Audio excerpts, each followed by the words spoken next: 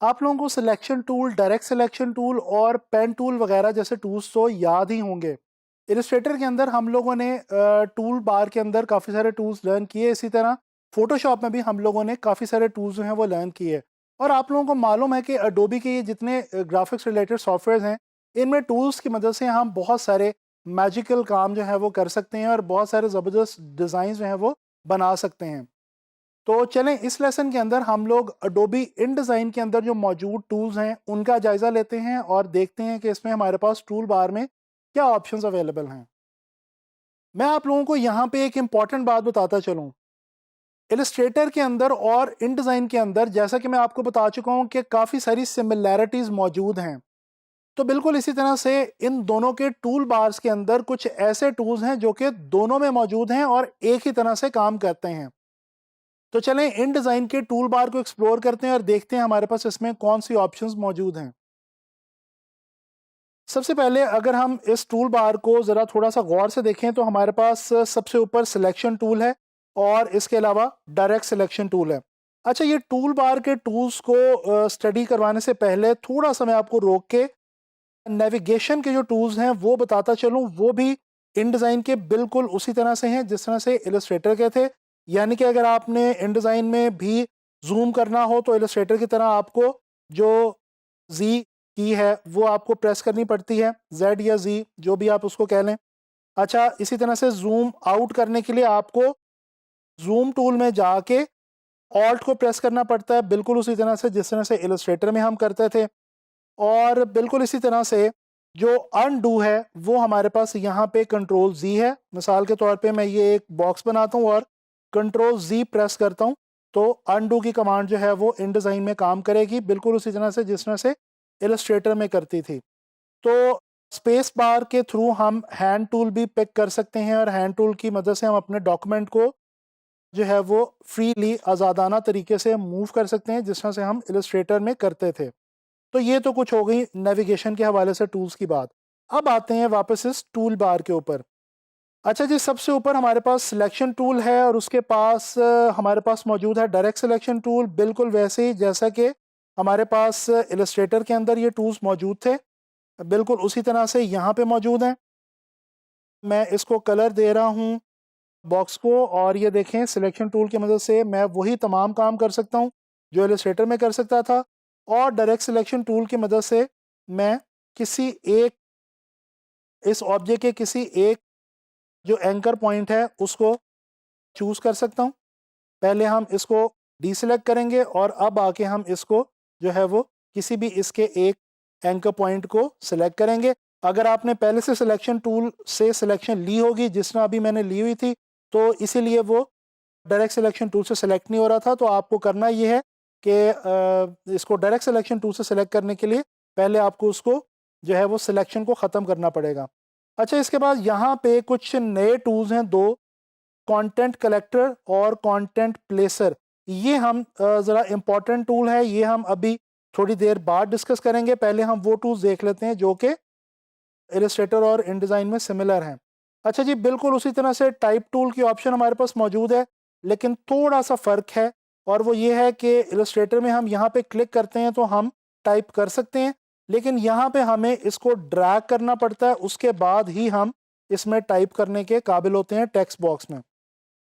अच्छा, इस तरह से हमारे पास यहाँ पे लाइन सेगमेंट लाइन टूल मौजूद है जिसकी मदद से हम लाइंस क्रिएट कर सकते हैं। और पेन टूल की ऑप्शन मौजूद है। अगर आप लोगों को याद हो तो इलस्ट्रेटर में पेन टूल हमने बड़ी डिटेल में स्टडी किया था, तो ये मैं अब यहाँ पे दोबारा आपको नहीं करवाने वाला। सिर्फ मैं आपको ये बताता चलूँ कि वही सेम ऑप्शंस हैं जो इलस्ट्रेटर में पेन टूल है, ऐड एंकर पॉइंट टूल है, डिलीट एंकर पॉइंट टूल है और कन्वर्ट एंकर या कन्वर्ट डायरेक्शन पॉइंट टूल है। ये वही काम करता है जो convert anchor point tool Illustrator में करता है। तो ये बिल्कुल पेन टूल जो है वो उसी तरह से वर्कआउट करेगा जिस तरह से इलस्ट्रेटर में हमारे पास किया करता था। इसके बाद हमारे पास ये एक रेक्टेंगल फ्रेम टूल है, ये भी इन डिज़ाइन का टूल है जो कि इलस्ट्रेटर में आपको नहीं मिलेगा। ये जो फ्रेम टूल है दोस्तों, इसकी मदद से हम क्या करते हैं कि हम कोई भी ऑब्जेक्ट जो है, कोई भी इमेज या कोई भी इलस्ट्रेशन या ड्राइंग या लोगो हम प्लेस करते हैं इस बॉक्स के अंदर।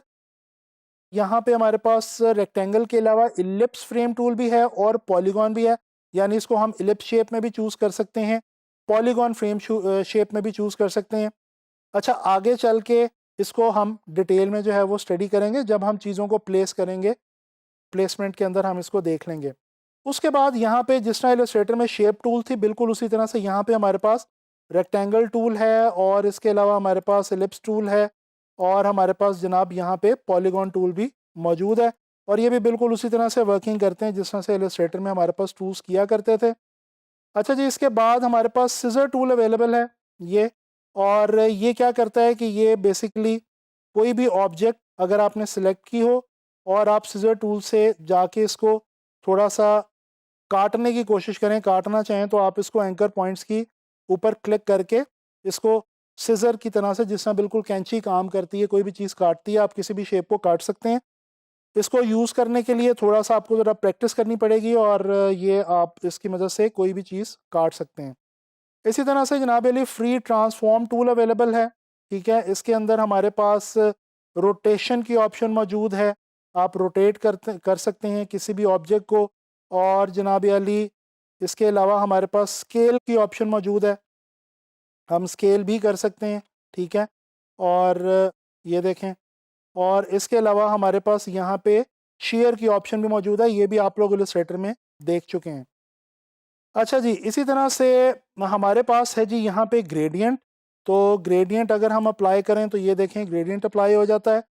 उसके अलावा हमारे पास है ग्रेडियंट फेदर, यानी ये क्या करेगा कि हमारे जो कलर है हमारे ऑब्जेक्ट के अंदर उसको फेदर लगा देगा, उसको डिसॉल्व कर देगा एक साइड से दूसरी साइड पे। इसके अलावा हमारे पास कलर पिकर टूल है, इसकी मदद से आप कलर जो है वो पिक करके देख सकते हैं, ठीक है। और किसी भी कलर को जो है वो आप आसानी के साथ पिक कर सकते हैं। हैंड टूल मैं आपको बता चुका हूँ, जूम टूल मैं आपको बता चुका हूँ, और इसके अलावा यहाँ पे हमारे पास वही दो ऑप्शंस टूल बार में अवेलेबल हैं, कलर की और जनाब अली स्ट्रोक की।